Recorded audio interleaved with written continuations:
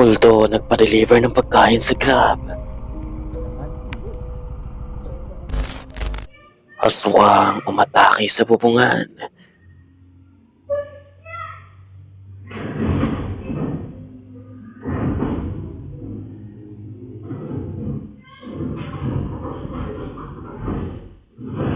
Kaya kung ready ka na, ay tara. Ring around the rosy, pocket full of... Ang lalaking ito na si Fence Nok mula sa Indonesia ay nagtatrabaho bilang isang Grab delivery. Idinodocument nito kung paano siya makipagsalamuha sa mga customer nito. Ina-upload niya ito sa kanyang account sa TikTok at isa nga sa mga video nito ang umabot ng 1.2 million views. At kung bakit ay dahil ito sa kakaiba at nakapangingilabot na nag-booking sa kanya. Isang gabi habang nagdi-deliver siya at binabagtas ang madilim at masukal na daanan ay may makikita ito mula sa unahan niya. Panurin mong maigi.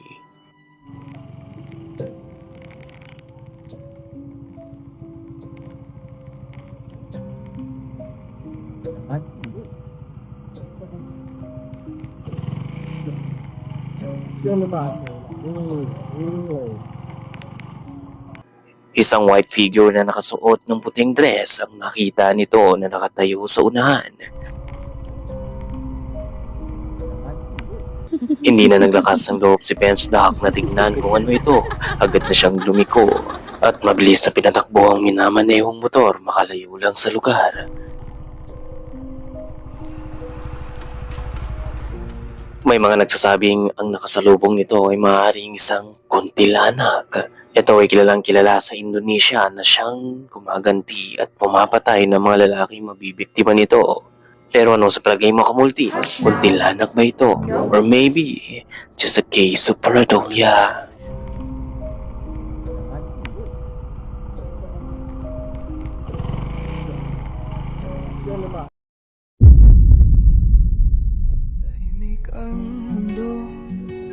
Si Thea Los ay nag-upload ng simpleng pamumuhay nito sa probinsya kasama ang anak at asawa nito. Ang channel nito ay dedicated sa simple family life.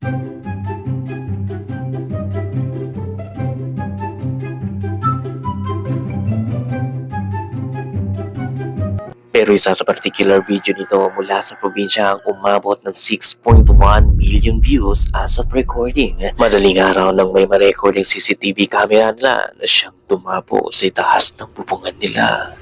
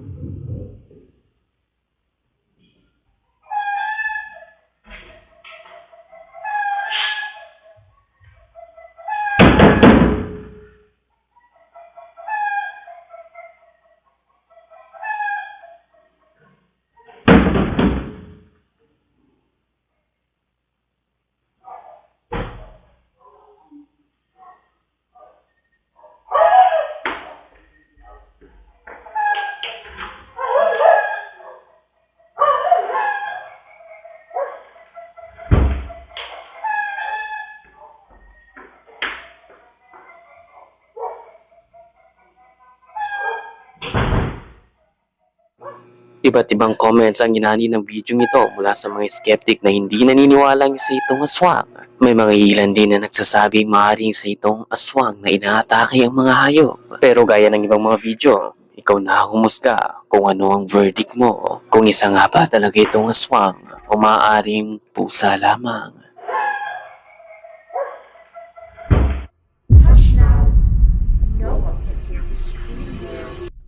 Ang magkakaibigang ito ay nagsama-sama sa isang bahay upang magsagawa ng spirit box session. Hindi nila inaasahan na hindi pala magiging maganda ang kalalabasan nito. No, ain't nobody touching it. That's phone. If there's a ghost in here, he gonna move that about. I know you think it's cold in here. It's fine. Don't try to steal me with the TV. Nobody's cold. The AC is on in the house. Don't even try. Ready? Everybody ready? Is there anyone else in here besides us? Can you hear me? Hold on, give it a minute. How long we gotta wait?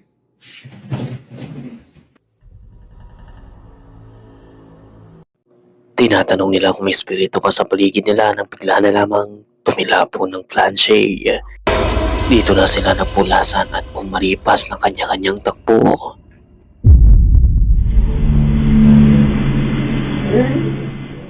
Ang video ito ay mula sa TikTok ni Hansel na nag-viral at umabot ng 3 million views. Ayon kay Hansel ay nagising ang kasampay nila sa di umano'y pagtawag ng nanay nito na labis silang pinagtataka.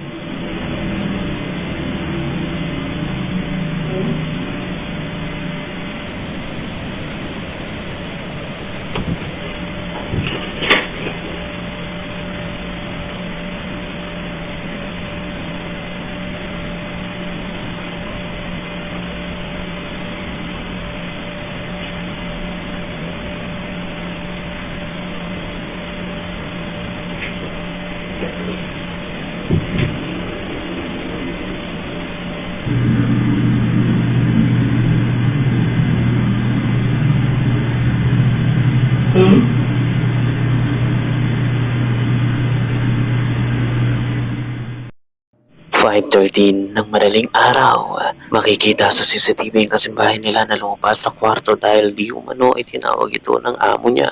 Pero laking magtataka ng kasambahay nila nang wala itong makita sa labas. Kaya naman kinabukasan ay agad niya itong sinabi kay Hansel. At dito na nga nila na-review ang CCTV.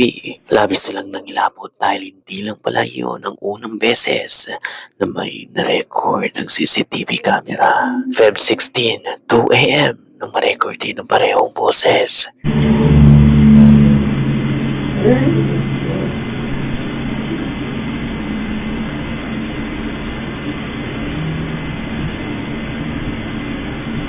May mga nagsasabing isa itong mimic ghost na siyang nagkagaya ng boses o minsan ay maging physical appearance.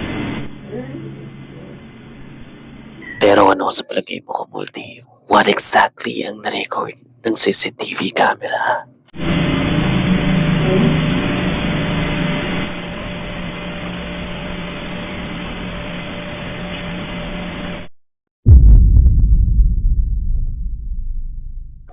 Ang magkakaibigan ito ay nagsasaya sa isang parke habang nagsasagawa ng Mentos and Coke Challenge nang biglang ito ang mangyari. うわ、すごいね。めっちゃいってる。すげえじゃん。しかも結構値段ですよ。何今、こんな感じしたんだよ。何がいや、あれ飛んだ何飛んだ。なんもねえけどほら。飛んだけど。